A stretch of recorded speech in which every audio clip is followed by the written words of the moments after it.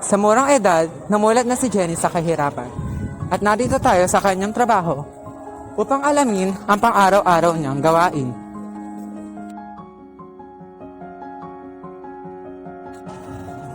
Hello po Ate Jen. So, pwede po ba kayong ma-interview? Ha? Ano po yung bagay na nagtulak sa inyo para magtrabaho? Wala, sarili ko lang.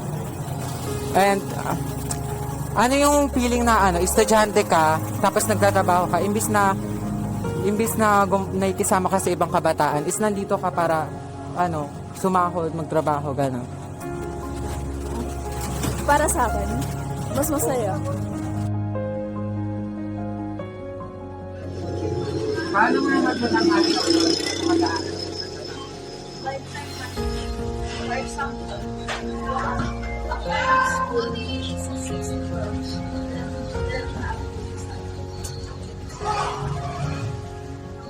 Anong pakiramdam?